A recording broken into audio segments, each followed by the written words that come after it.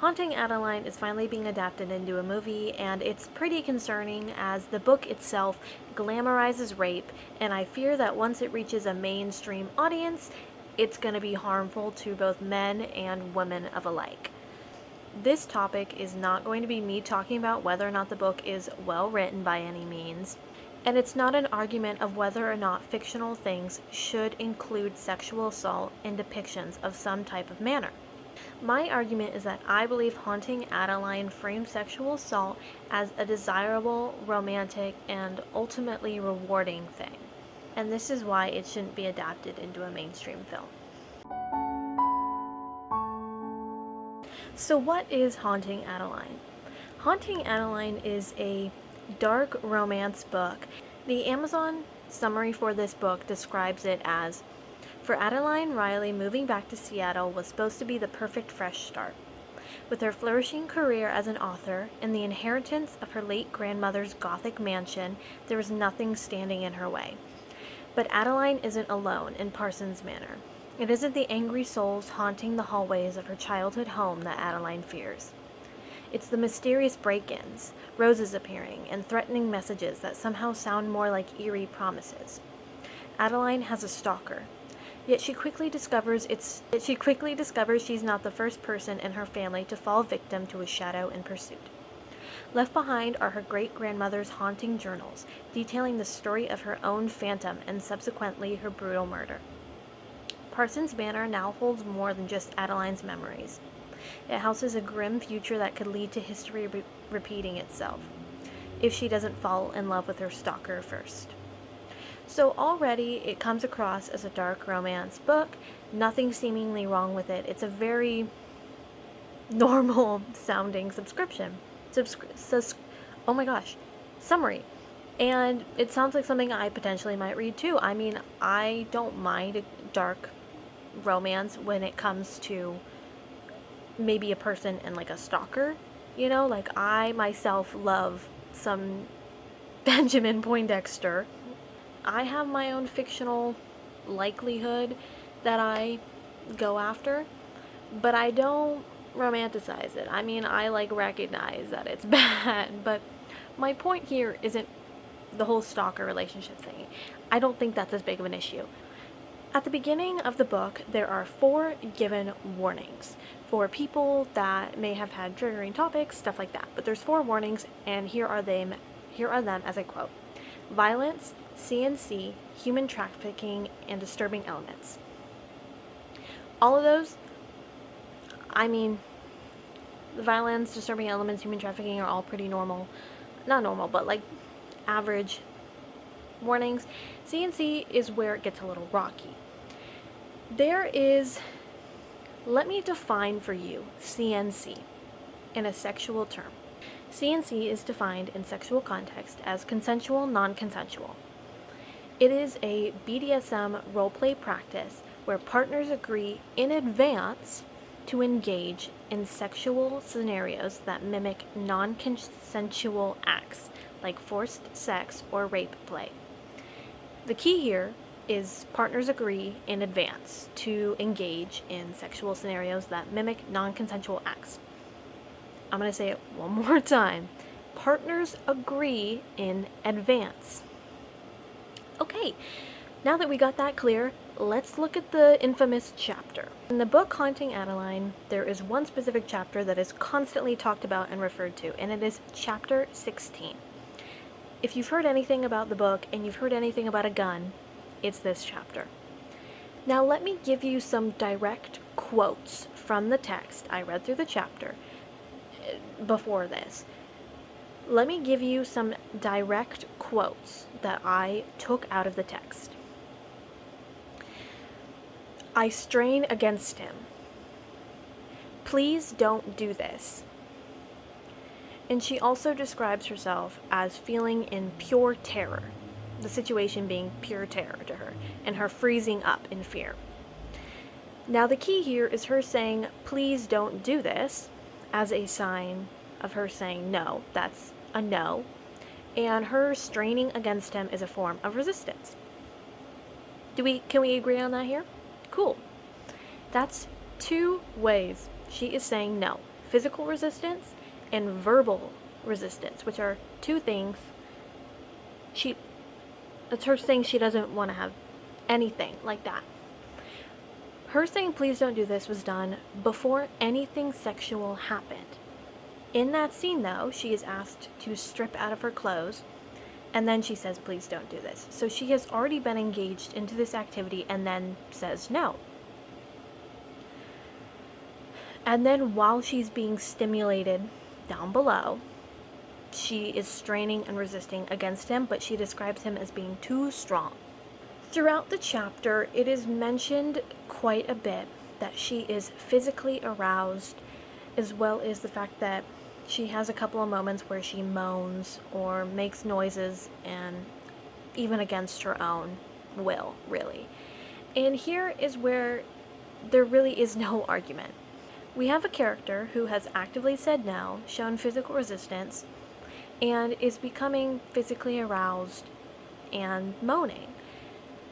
Some people defend this scene as being consensual because she is aroused and moaning, but as we know from real life rape survivors and sexual assault survivors, and biology, your body naturally stimulates. Your body naturally accumulates wetness when you're stimulated in that way, even if you don't want to. There are many, many, many cases of sexual assault and rape victims who moan or come or have anything sexual related against their own will, because you cannot control your body in that way. You cannot control if you become wet from somebody stimulating you.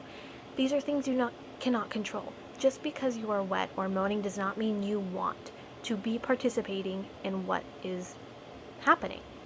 So now that we've covered the book, let's get into the topic. Depiction versus romanticization. Now, fiction has often portrayed many, many themes across the millenniums of books and films and everything of that accord. And fiction can portray these terrible acts and terrible experiences responsibly, and they have been done well. We see with horror depicting murder and torture. Crimes tend to typically depict abuse or other sorts of maybe trafficking. And books can depict rape and sexual assault. But there is a difference between depicting, criticizing, eroticizing, and romanticizing. For an example, I'm going to talk about Saw, because I feel like it's often debated of whether or not it's torture porn. Saw depicts torture in a non-romanticized or eroticized way. If you go through the series, the main guy, John Kramer, is depicted as a big hypocrite. I mean, he tortures these people for being bad people when he's objectively a worse person than them. And he pushes on his punishments to other people so he doesn't have to feel responsible. I mean, John Kramer's one big hypocrite. He tortures people, and in Saw, torture is depicted as a negative thing. It's not a positive thing by any means, and he's the villain. I mean, he's the villain. He tortures people. These are people going through horrible things, and it recognizes that, and it covers that, and it talks about that. It's not saying, let's have sex and torture each other. Or it's not one of his victims getting with him and their trauma being the thing that pulls them together like that. There are ways to tastefully cover these topics. And for a rape example and sexual assault example, let's talk about Obsession. Obsession recently came out, and there's a sexual assault and rape scene. There's a scene where Nikki is being raped, but it's done in a tasteful and responsible way. It has meaning to the plot, and it shows what type of character Bear is, and it shows the state that Nikki is in. You know, it shows that Bear is willing to assault her after knowing that Nikki is not Nikki. It defines who Bear is to a different level, and it showcases Nikki on a different level as well. It's done responsibly, and if it wasn't in the movie, it probably would still be a movie where you could take and know who Bear was, but it defines it on a different level in a responsible way. Making two characters have unconsensual sex on one end is not responsible if one is just a rapist. If one's actively sitting there saying, I warned you, or you wanted this, or forcing somebody to do something, then it's not really responsible.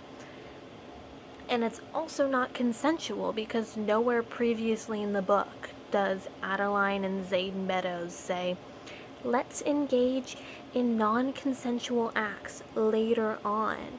And then that scene happens. There's no previous agreement there. It's just there.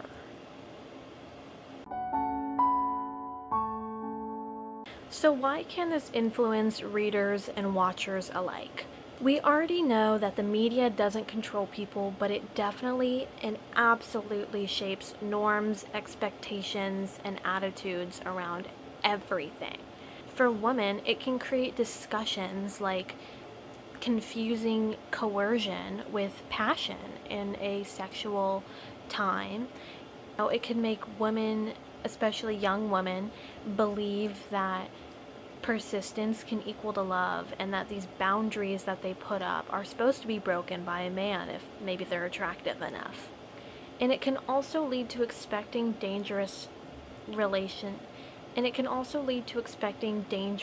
behavior in these relationships, especially if they've never been in one and they're naive.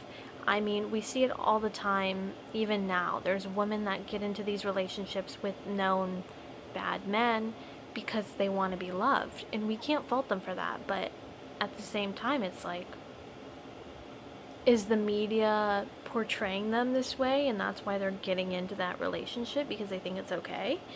And I mean, not even just with women, but with men. It can create an idea of women secretly wanting this type of dangerous and non-consensual relationship and sex. It can even make an idea of a man thinking like, no just means convince me. So if a girl says, no, I don't want to have sex, she will if you convince her enough. And at that point, has she already been assaulted? It can also lead to sexual persistence and harassment being rewarded, and confusing physical dominance and verbal dominance with romance. Fantasy itself isn't immoral to have. I mean, you can absolutely have fantasies involving CNC or gunplay or domination or BDSM, or you can even fantasize being raped if you want to. Who's going to stop you? It's your own imagination. But the part that's important is when you bring it into real life. There's issue when there's not proper education or consent or negotiation. We saw years back with 50 Shades of Grey that it mainstream popularized BDSM to a community of people that weren't sure what they were getting into. BDSM can be dangerous if done wrong, as can things like gunplay. I mean, there are tons of dangerous things involved in sex that, if not educated and learned properly, it can be dangerous and harm either partners in the situation. If this movie is made, it can promote these types of situations in a romantic manner, and it can make mainstream audiences and young audiences, even though they're not supposed to watch it, they'll watch it anyways, believe that these things should be happening and that they're okay to happen. When the media glamorizes these dangerous and unconsensual acts as okay without emphasizing consent and safety, some people may imitate these aesthetic and scenes without understanding real precautions you need to take to do so. It's not that people are going to copy this typically, but it's that we've seen popular media has influenced these sexual trends before with 50 Shades of Grey or 365. So it's reasonable to put out and ask what kind of message this story is choosing to normalize. And when it's a story normalizing rape in the book, then it's typically going to normalize rape on a big audience. The coping mechanism. I'm going to start and acknowledge it. Some survivors do engage with dark fantasy as a coping mechanism. You know, fantasy can be therapeutic, it can provide a sense of control, but it's also important to remember that fantasy is not reality. And it's also important to cover that not every coping mechanism is healthy. Some hard examples are people with depression might self-harm to cope with it. Doesn't mean it's healthy, it's actively endangering them. People also cope with substance abuse and disordered eating and even isolation. Just because something helps you cope doesn't automatically mean it's healthy or should be broadly promoted. And I'm saying broadly promoted because fantasizing about rape isn't, as a coping mechanism, isn't harming you, but it shouldn't be broadly promoted because then people that don't need it to cope are going to take it in as a different thing. Someone privately reading something to cope with their trauma is not the same as adapting it into a major film and marketing it to millions upon thousands. So in conclusion, books have a large audience, but movies typically have a larger one. Films can reach younger audiences and spread through TikTok, through clips and ideas, more than books typically can. It can create celebrity appeal, it can romanticize these characters visually. Films typically have more cultural imprints than books do. And it's also important to cover the fact that these actors are going to get hate either way. They're going to get hate from their own fans, they're going to get hate from critics as well for participating in such. And I even believe the Adeline character is an open casting call, which brings up the worry that a young, inexperienced actress is going to get casted and not know what she's getting into. Therefore, she's not going to really know what she's getting into, and she could really fuck herself over mentally and not want to say no because she wants her big break. So it can lead to some interesting set issues as well, which I worry about. I'm not arguing that fiction has to be some morally pure thing all the time. Like I said, topics can be done tastefully and responsibly and respectfully. You know, some of the greatest stories in fiction depict violence and horrible acts. The difference of these stories are whether or not to recognize it with a horror or fall in love with it. The question for me isn't specifically whether or not Haunting Adeline contains rape in it. It does. If you look at the definition of CNC and read the chapter, it's a rape chapter. No matter what people on TikTok try and say, yeah, I prefer my burger with no sauce then. Because that's a crazy comment to make. The question at hand is definitely whether or not the book promotes rape as romantic. I personally believe it does. And that's why I don't think it should be promoted into a mainstream cinema, because we don't need that on the screen. People already misunderstood obsession enough. We don't need another case like that. So I hope you guys enjoyed. Let me know what I should do next.